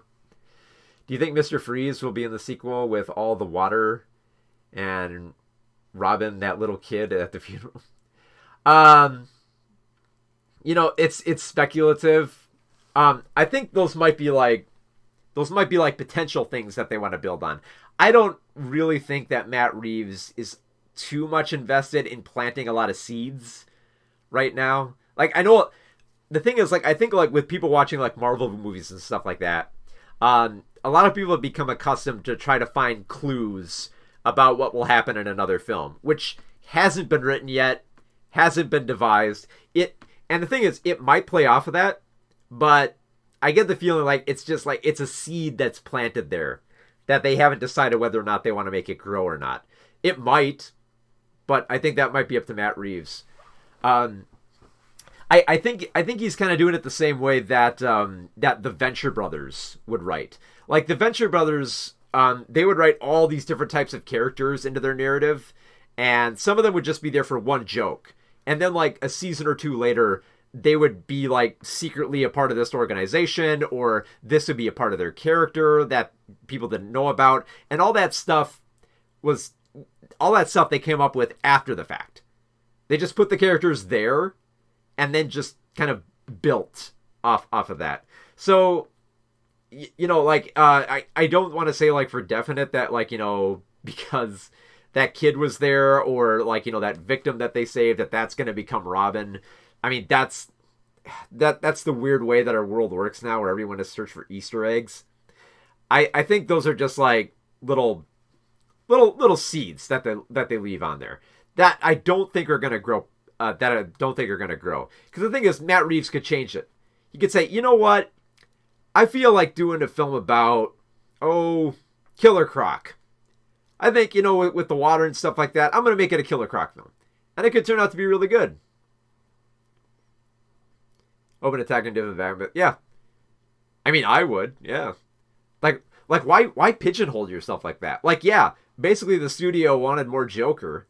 But if you have that power, like, Batman was a big hit, like, I think Reeves is pretty... I mean, like, they're doing that Penguin spinoff right now. I think Reeves kind of has, like, a Nolan status, where he could do whatever he wants with the next Batman film. Like, sure, why not? Like, Matt Reeves and James Gunn are killing it right now for the DC Comics movies, that they could do anything they want. And I think that's great news, because if, like, think about it. If James Gunn could take, like, a D-lister like Peacemaker and make an amazing show out of it, imagine what he could do if you give him full control. More control over more stuff. Matt Reeves could be the same way. Let him do any villain he wants. Let him do Calendar Man. Just go full Batman the Long Halloween. That could be great. I love that. Let's see. Yeah, I mean, there are so many different routes you could go, and I'm glad that like Reeves is gonna like slow down and take his time to figure out what to do. And I like that like Colin Farrell's the Penguin will at least get another show. He didn't slap on all that makeup for nothing. He's gonna get his just desserts. Wait, just desserts? He's gonna get his due.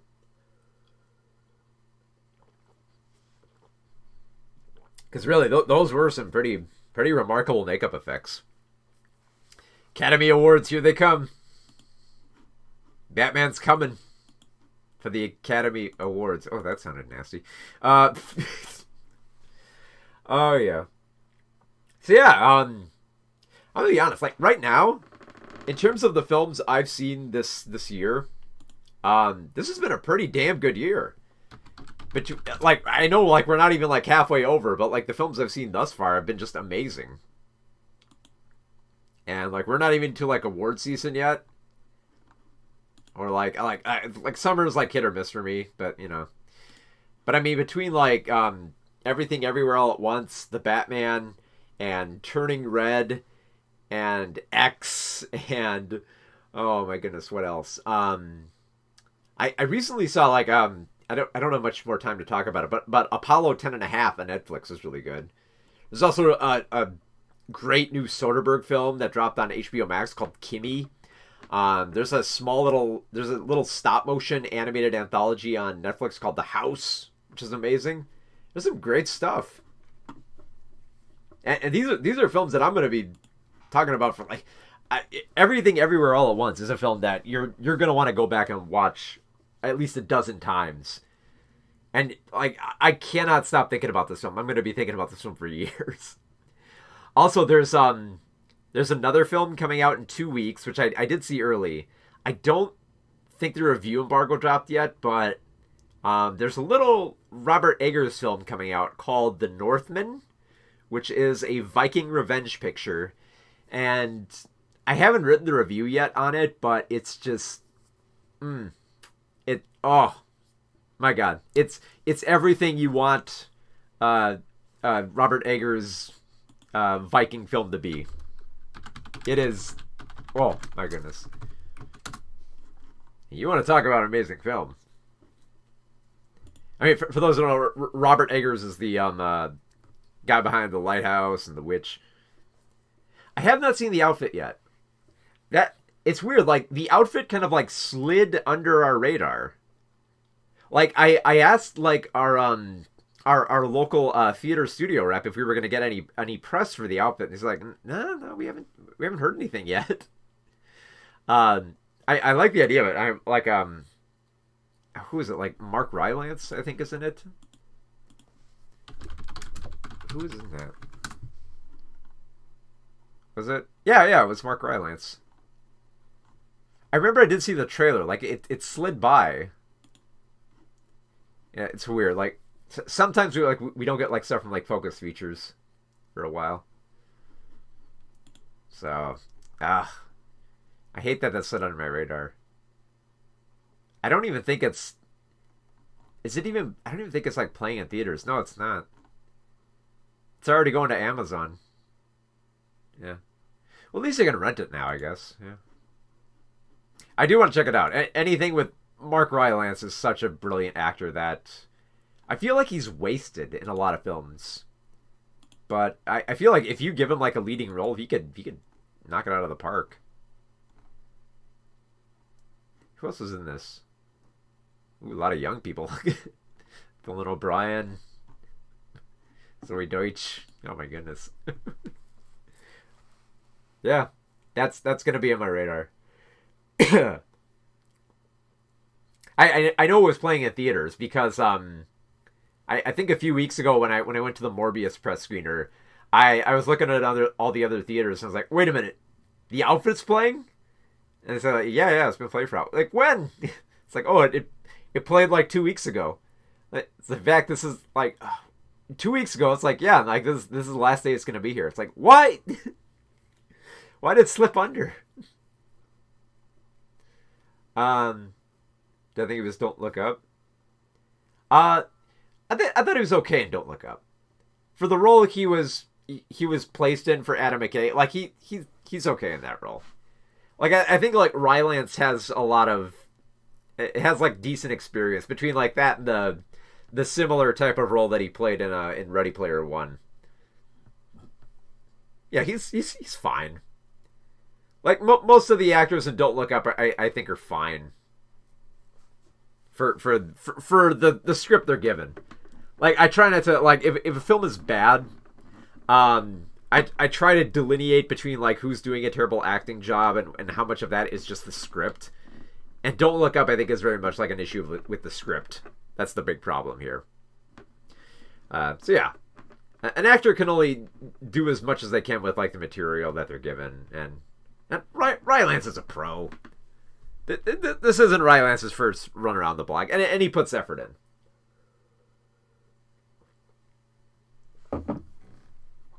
Yeah.